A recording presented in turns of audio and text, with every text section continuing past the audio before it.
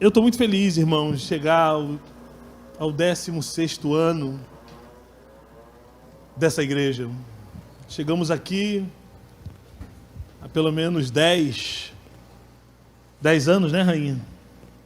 Vai para 9, não, jamais, já vai para 11. Porque Emília já vai fazer 10 de batismo. E, irmãos, eu estava olhando essa foto, eu não mudei nada, irmãos. Essa foto deve ter quase mais ou menos isso, uns 10 anos, e eu estou a mesma coisa. Deus é bom. Deus nos guarda. Deus de vez em quando envia um formol lá. Eu conheço a Sheila desse jeito desde quando cheguei aqui. A irmã Aline. Né? O esposo dela, o irmão, até rejuvenesceu.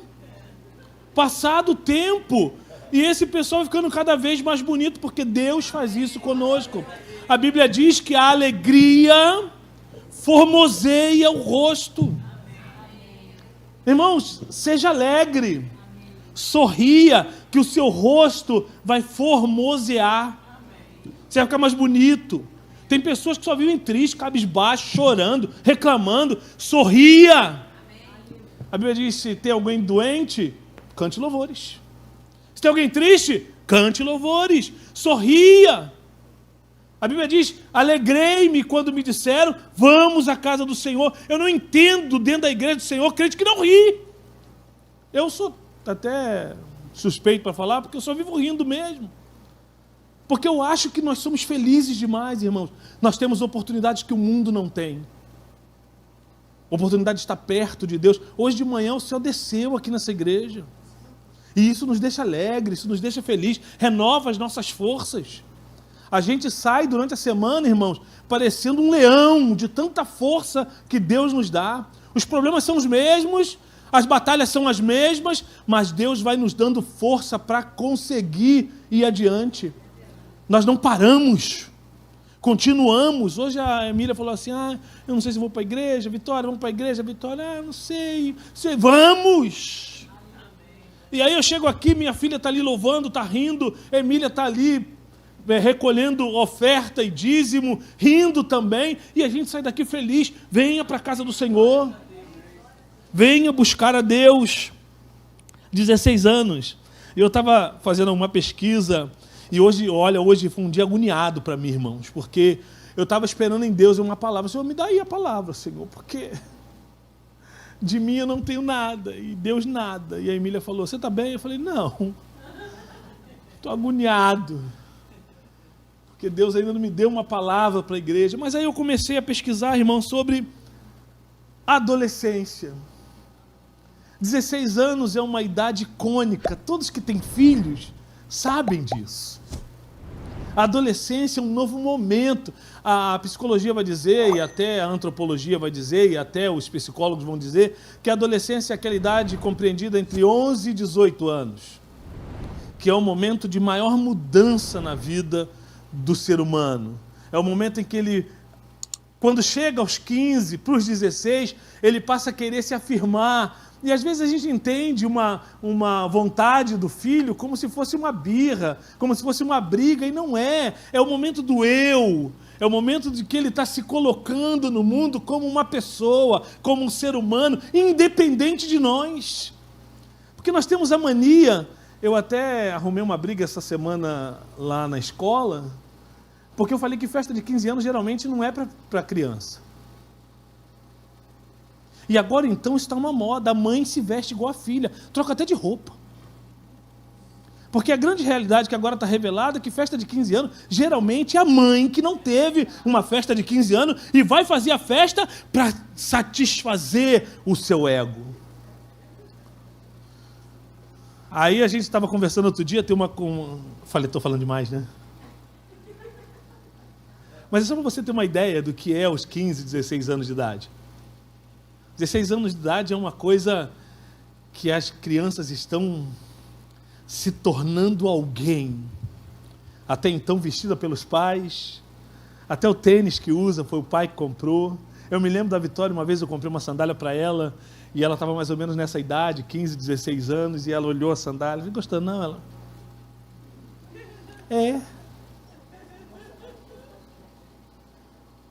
E ali eu entendi que acabou o momento do meu gosto. Ela é uma pessoa independente, vai se firmar quanto a isso, porque até mesmo daqui a uns tempos nós vamos partir e eles vão ter que viver a sua vida. E por que eu estou falando 16 anos? Porque nesse momento o crescimento da autonomia, eu até notei aqui, vem acompanhado da necessidade de tomar decisões. Vou repetir. O crescimento da autonomia, ela vem acompanhado de necessidade de tomar decisões, das mais simples, como tomar um ônibus, irmãos. Eu me lembro aqui que a Luciana estava falando que o Mateus parece que outro dia pegou um ônibus e foi parar no BRT, foi parar lá no Santa Cruz. Mas é assim. Agora já está craque, foi a primeira vez, mas essas decisões passam por eles. Nós não temos como o tempo todo estar carregando nossos filhos. Queria eu poder carregar o tempo todo. Tenho certeza que a diaconisa Luciana também. Tenho certeza que a nossa amada Aline também. Tenho certeza que nós gostaríamos de carregar os nossos filhos para sempre nos braços. Mas isso não é possível, porque vai chegar o momento em que eles vão tomar decisões, das mais simples às mais complexas, por eles mesmos.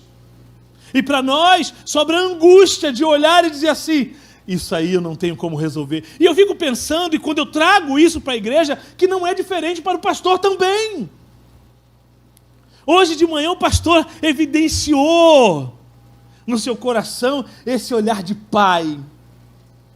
Ele traz o ensinamento, quem estava aqui de manhã ouviu, ele traz o ensinamento, mas ao mesmo tempo ele diz: se você não tomar uma atitude, se você não quiser, aliás, Deus nos trata assim, porque na Bíblia está escrito: olha, se quiserdes e ouvirdes as minhas palavras, comereis o melhor dessa terra. Se quiserdes. A decisão é sua. Chegamos num nível espiritual de 16 anos em que agora você precisa, meu amado irmão, minha amada irmã, tomar as suas decisões. Sejam elas simples, sejam elas complexas. As simples, eu vou para a igreja ou não vou para a igreja. As complexas, eu estou indo para a igreja, mas eu também quero infiltrar em algum ministério. Eu quero tomar o meu ministério nas minhas mãos e colocá-lo em prática na minha igreja, porque vidas estão esperando lá fora. Eu preciso tomar uma atitude, eu preciso tomar uma decisão de não mais somente ser um espectador da palavra, mas ser um praticante da palavra. E nós estamos nos dando com adultos, muitas vezes jovens, muitas vezes adolescentes, que agora estão começando nas suas vidas diárias a tomar decisões. A igreja hoje está apta, irmãos, a tomar decisões. Os membros dessa igreja têm um ensinamento certo para tomar a decisão certa daquilo que deve ou não fazer da sua vida espiritual. Aliás, a palavra é pregada neste púlpito.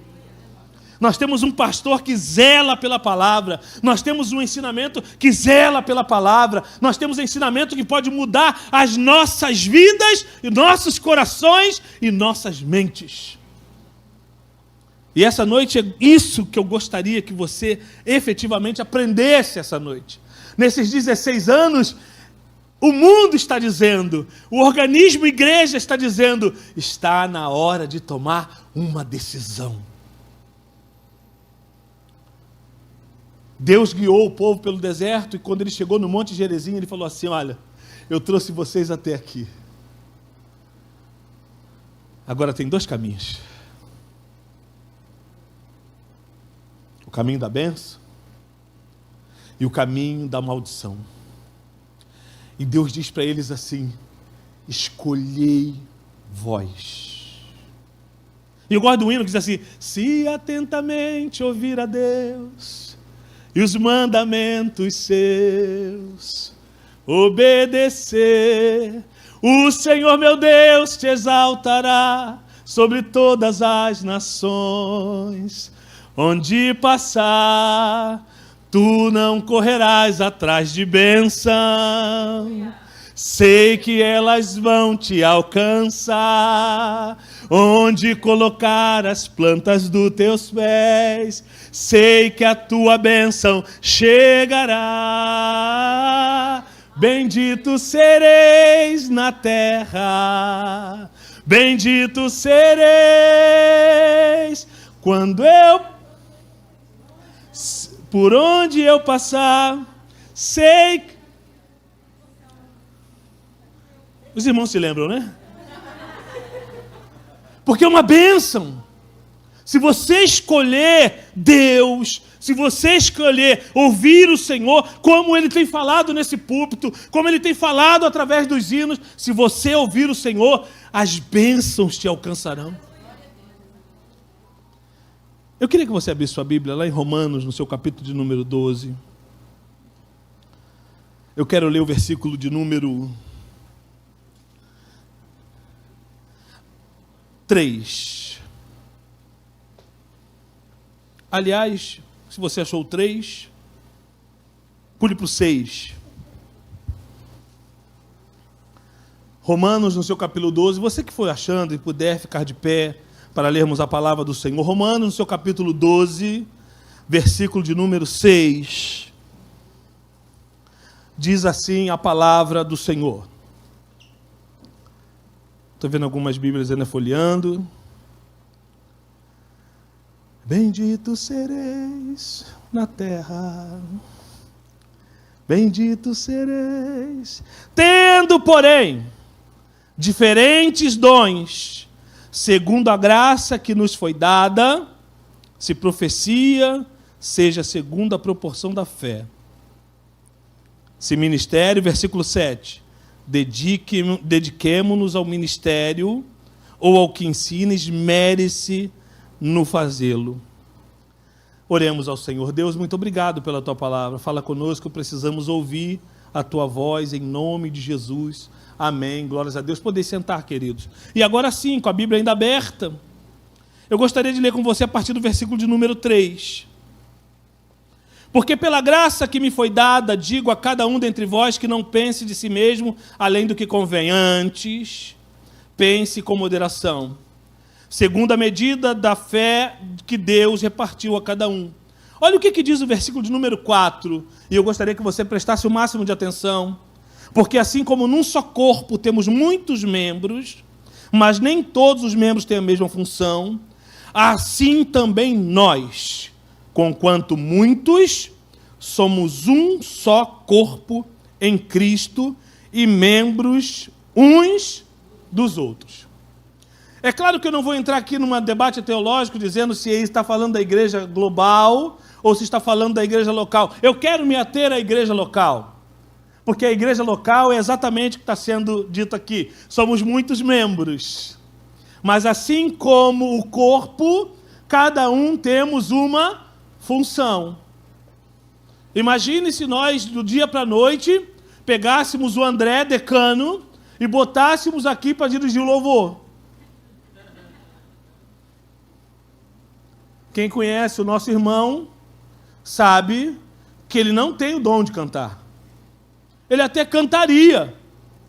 Você corre? Ó, o decano já falou que corre. Ele até cantaria. Mas esse não é o seu dom, esse não é o seu ministério. Imagine se pegasse aquele irmão mais tímido que você conhece e colocasse aqui para trazer uma palavra de 5 minutos. Ele ficaria nervoso, usaria 7. E se deixasse, ele pregava 40. É assim a igreja. A igreja tem os educados. Diaconisa Luciana, irmã Aline. Mas tem os mal educados. Irmão Alexandre, missionário Alexandre. Fala alto, assusta todo mundo.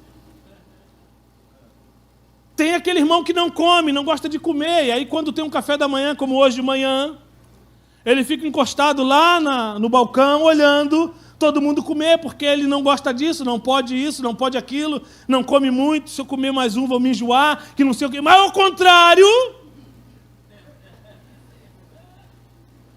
teu irmão Rodrigo.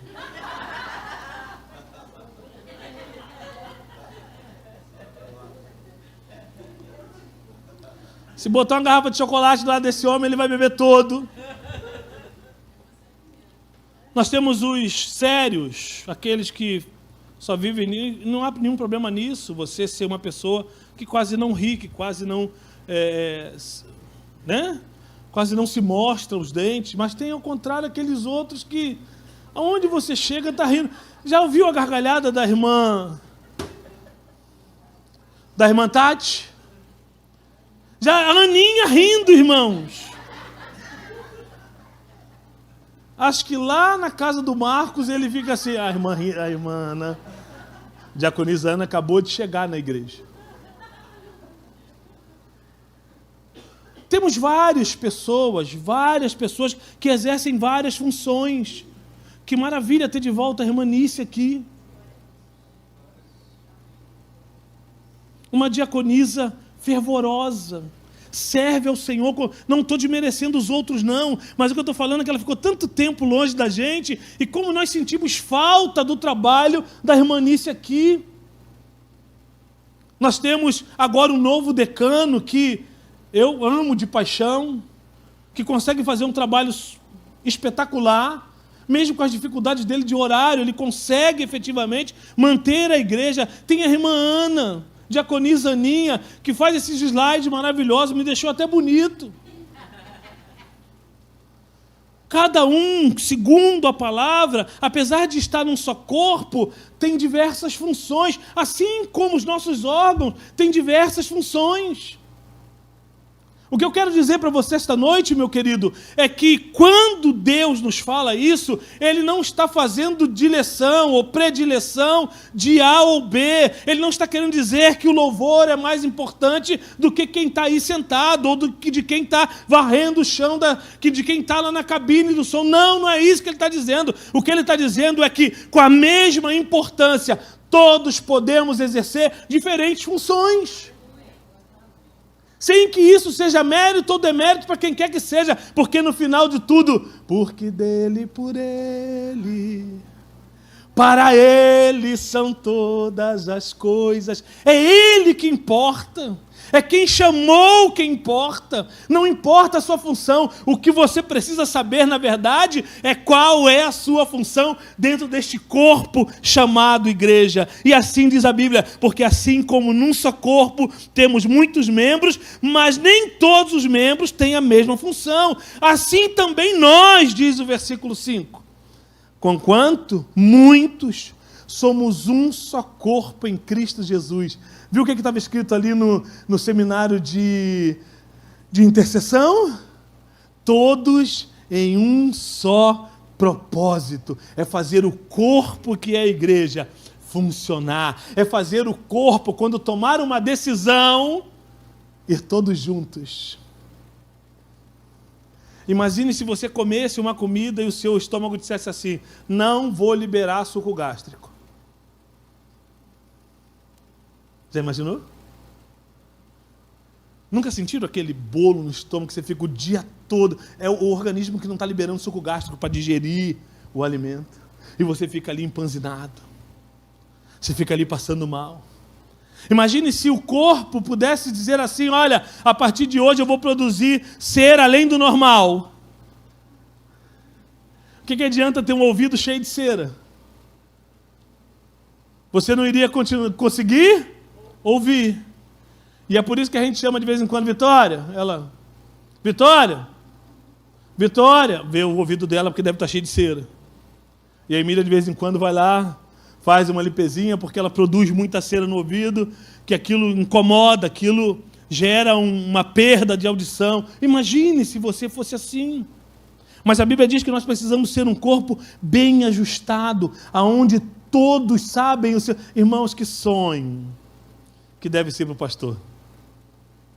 Que desejo deve ser no coração do pastor que todos nós andássemos bem ajustados, que quando a ordem viesse através dele, do Senhor, todos soubessem exatamente aquilo que deveriam fazer.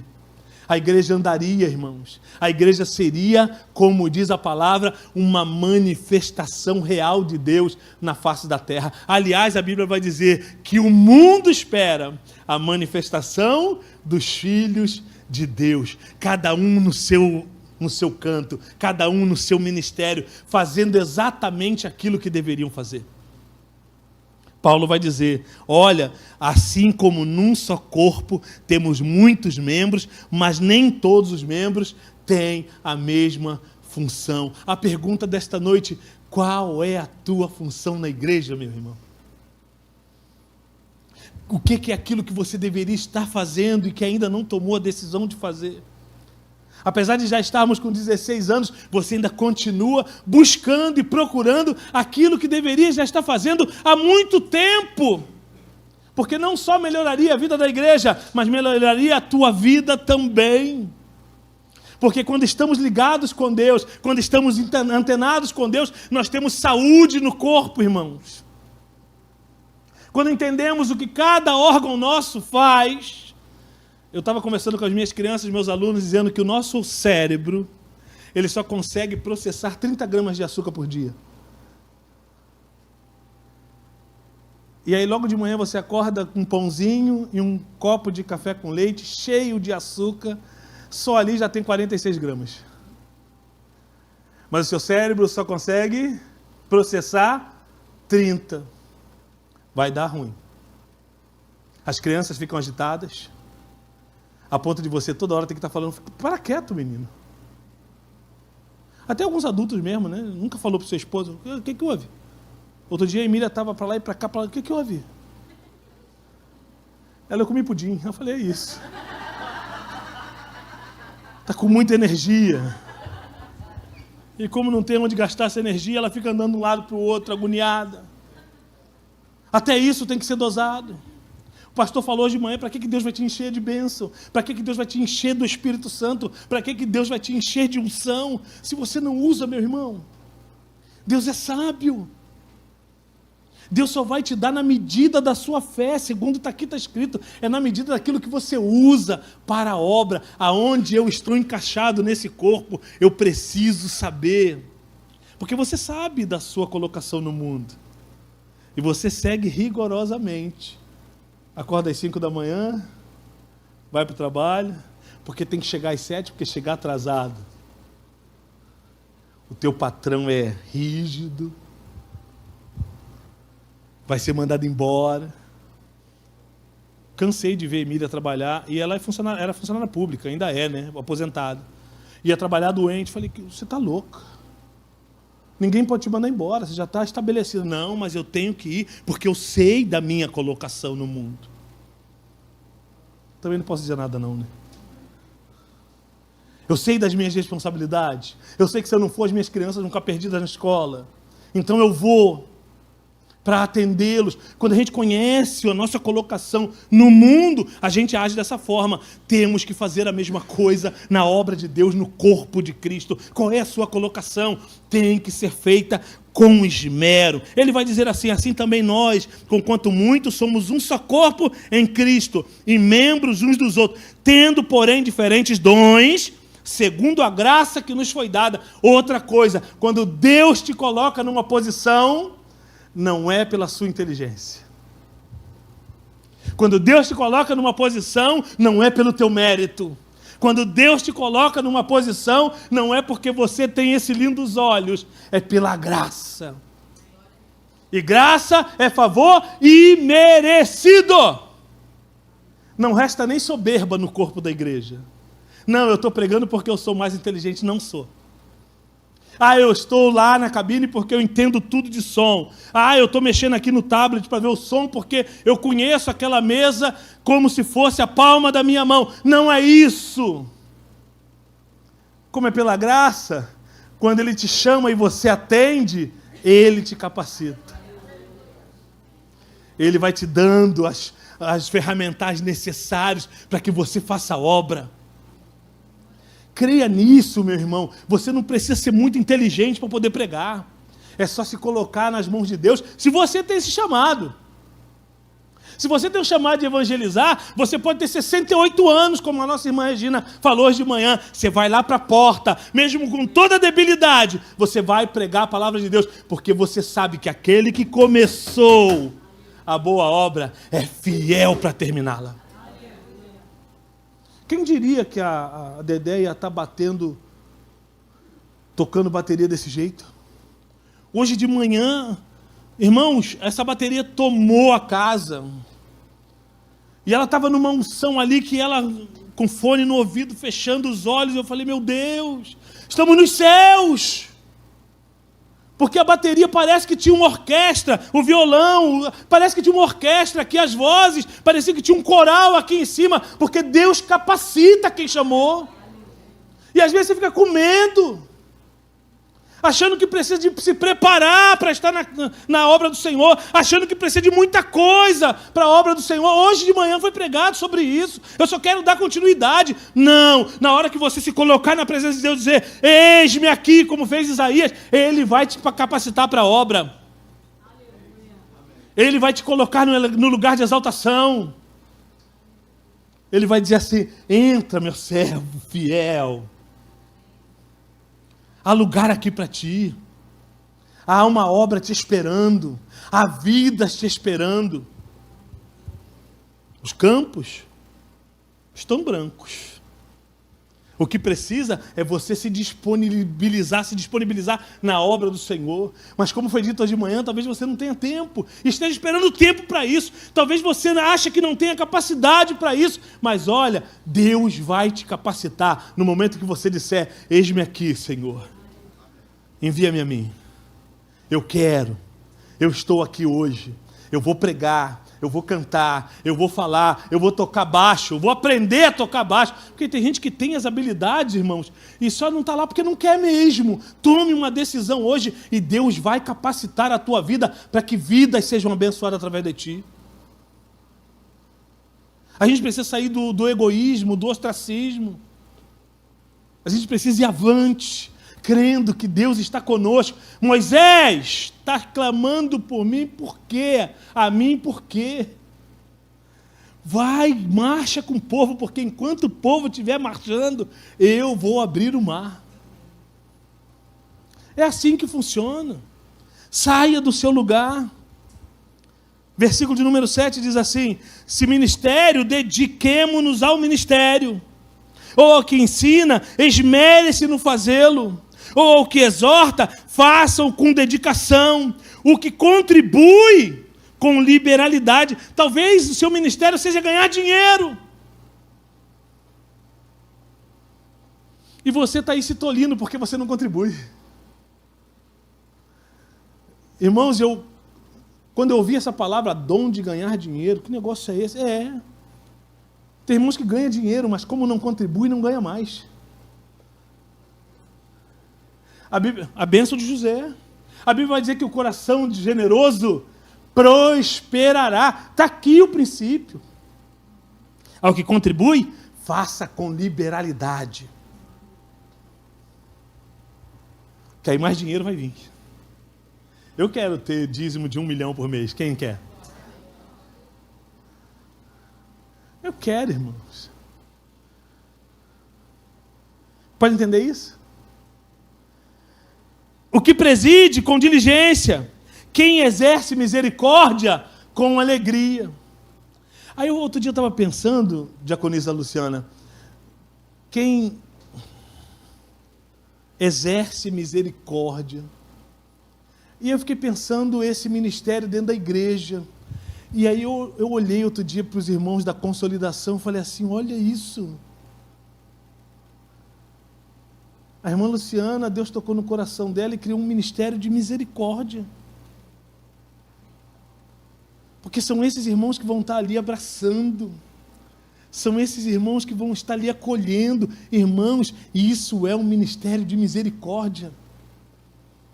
E nós temos isso na nossa igreja.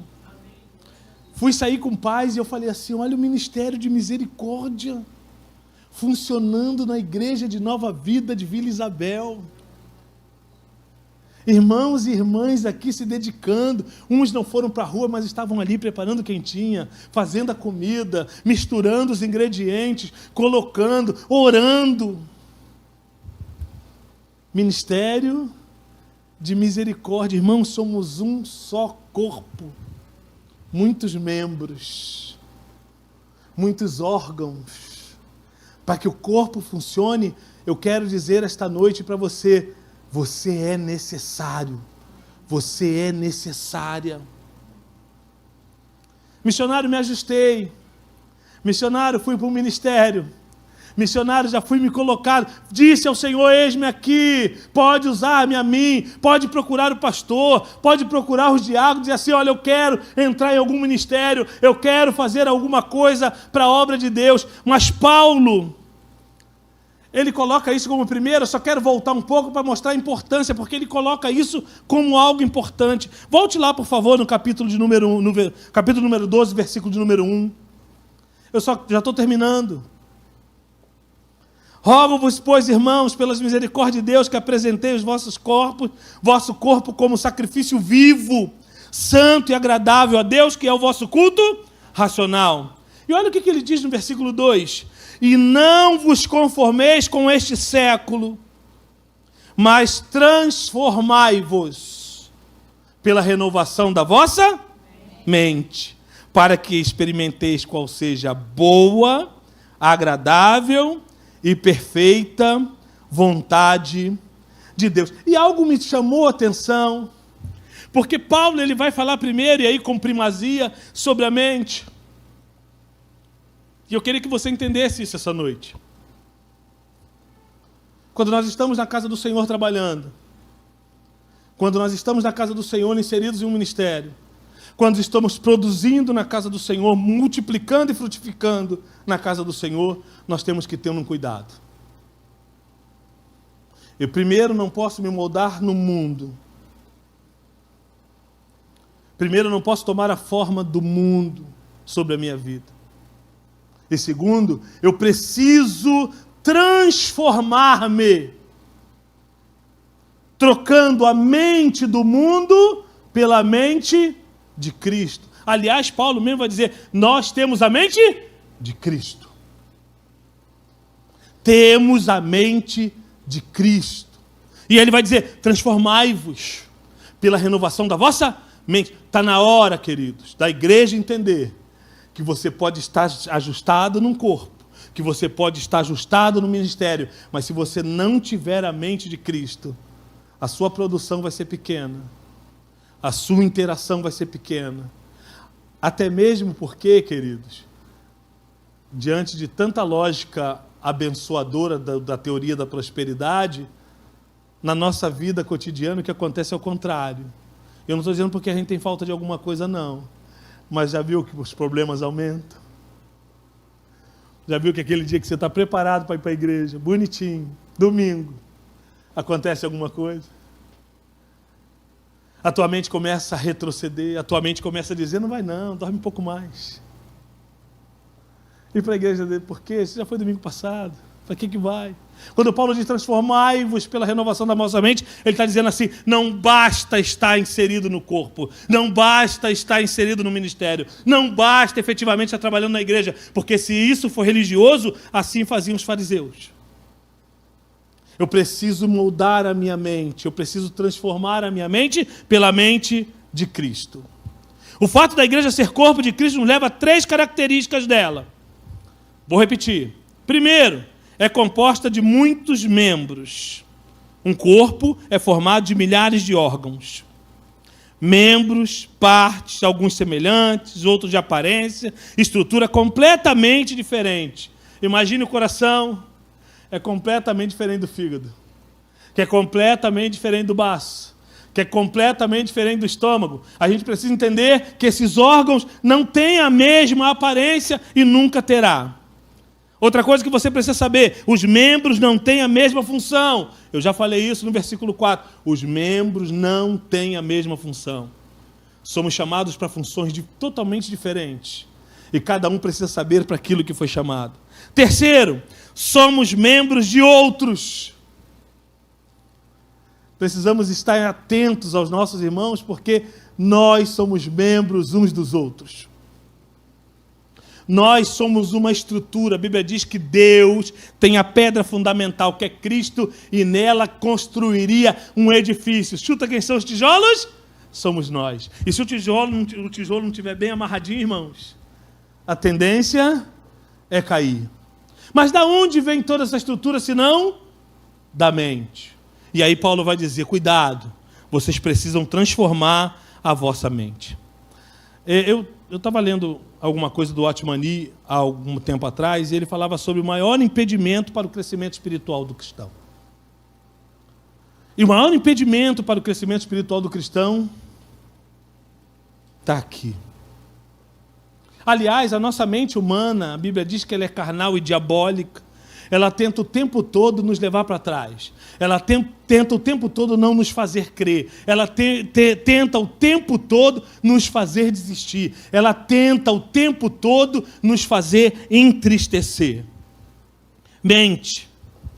A mente precisa experimentar uma renovação. Como eu consigo essa renovação, missionário? Palavra de Deus. Oração.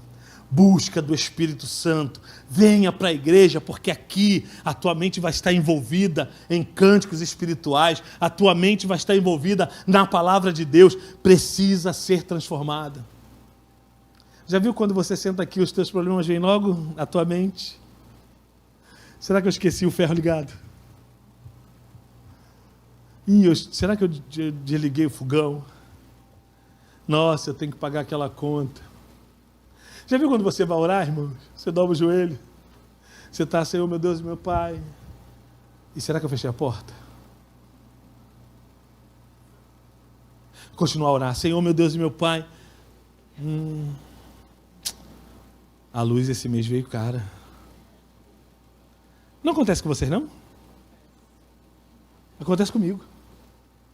E amanhã está marcado o médico. Isso é a mente, irmãos. Isso é a mente te boicotando. Isso é a mente querendo te trazer de volta para este plano terreno, aonde há dor, aonde há tristeza, aonde há problema. Porque quando nós estamos na presença de Deus, nós somos envolvidos no Santo dos Santos. A fumaça me esconde, só teus olhos me vê. Somos envolvidos por um ambiente espiritual. Hoje de manhã, a gente aqui no louvor, ensaiando, a Lu sentada lá naquele cantinho, eu sentei do lado ali, e eu fechei os olhos e a Lu já estava com o olho fechado, daqui a pouco a Lu estava chorando de lá, eu chorando de cá, daqui a pouco o ministério estava aqui chorando também, Tati aí cantou mais ainda, e a gente estávamos envolvidos em um ambiente espiritual, onde só o que importa é Deus. Transformai-vos pela renovação da vossa mente. Está na sua casa, o que importa é Deus. Está no seu trabalho, o que importa é Deus. A conta está atrasada, o que importa é Deus. Eu estou sentindo dores, o que importa é Deus. Molde a sua mente nos moldes de Cristo.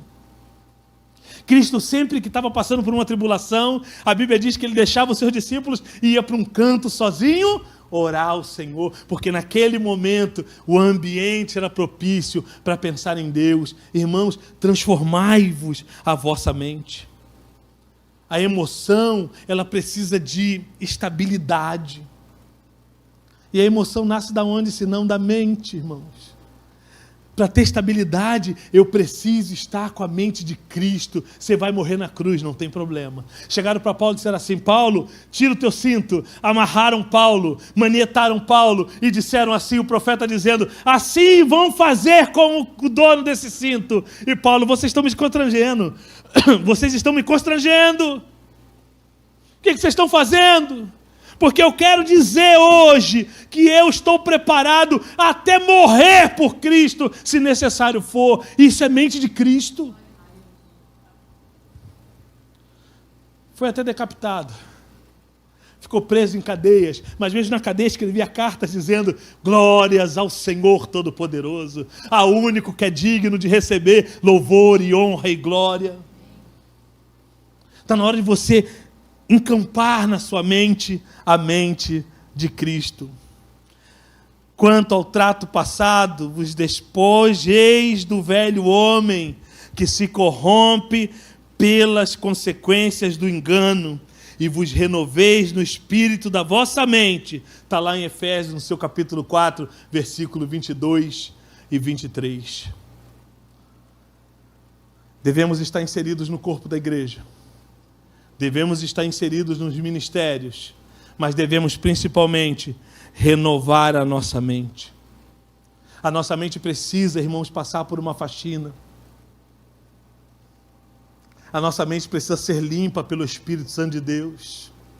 De toda negatividade. De todo o mal que pensamos o tempo todo. A mente, ela trabalha, irmãos, para que a gente fique triste o tempo todo. É tanto verdade isso que Jeremias fala assim: eu agora só quero trazer à minha memória aquilo que me dá esperança. Estou dizendo que você vai esquecer dos problemas, mas você vai fazer com que sua mente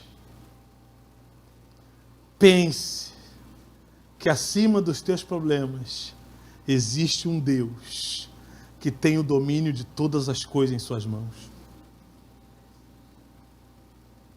Você está entendendo o que eu estou falando? Quando a tua mente tentar te boicotar, você vai dizer para ela: o meu Deus tem o nome que é acima de todo nome. Isso não vai me entristecer, isso não vai me vencer, isso não vai me causar depressão, porque eu sei em quem tenho crido. É isso que manteve Jó vivo. Jó recebeu muitas palavras, até a esposa dele disse: amaldiçoa logo esse teu Deus e morre.